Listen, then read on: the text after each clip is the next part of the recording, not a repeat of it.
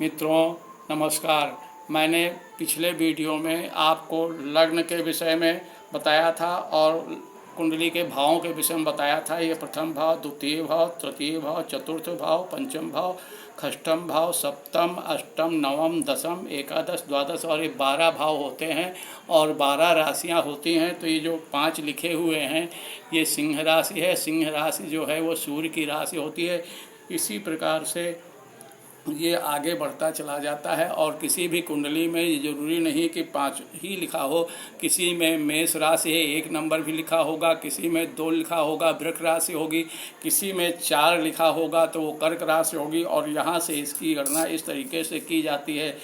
तब हमने आपको द्वितीय भाव तक बतलाया था, इसकी गणना और इसके विषय में बतलाया था। अब हम आपको बताएंगे कि तृतीय भाव में किन किन भावों का विचार किया जाता है। तृतीय भाव में छोटे भाई बहन, नौकर चाकर और परिश्रम और व्यापार, पराक्रम, उद्यम, मेहनत और भूषण, साहस, धैर्य, शौर्य, दमा, गुर्दा, खांसी, क्षय, श्वास, प्राणायाम और योगाभ्यास और तत्परता, वचन, चातुर्य, भतीजे भतीजियों और अन्य पारिवारिक संबंधों का विचार यह तृतीय भाव से देखा जाता है। अब चतुर्थ भाव में आते हैं। चतुर्थ भाव में जो हम पहले भी बता चुके हैं, इसमें मस्तिष्क की शांति, घरेलू जीवन, माता का सुख और घर, गांव, चौपाए और बंधु बांधव, सुख, शांति, मित्र और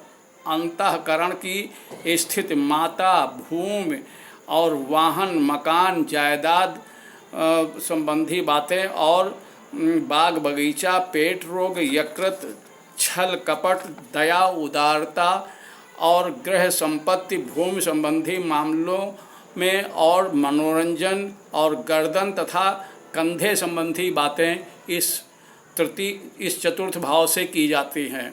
अब हम बात करेंगे पंचम भाव की, जो अभी हम कुंडली में आपको बता चुके हैं।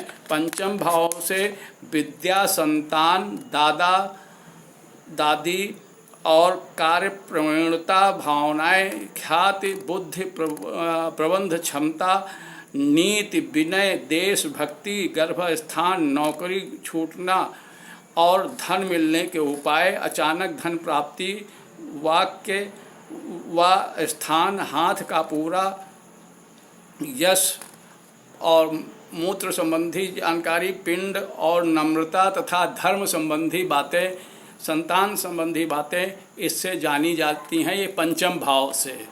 और अब हम बात करेंगे षष्ठम भाव में। जैसा कि मैंने अभी पहले चक्र में बतलाया था, षष्ठम भाव में यह शत्रुहंता का, शत्रुओं के विषय में भी विचार किया जाता है। तो शत्रु, चिंता, रोग, इसमें रोग भी होने लग जाते हैं, इस भाव से देखे जाते हैं। और भय, झगड़े और मुकदमे, झंझट और परतंत्रता, क्षति किसी भी प्रकार की हो और गुदा स्थान, मामा की स्थिति का पता चलता है और ननिहाल संबंधी बातें तथा पीड़ा, कर्ज और दुख, गलतफहमियां और बीमारी, तरह तरह की और अनुचित कार्यों का अध्ययन इसी षष्ठम भाव से किया जाता है।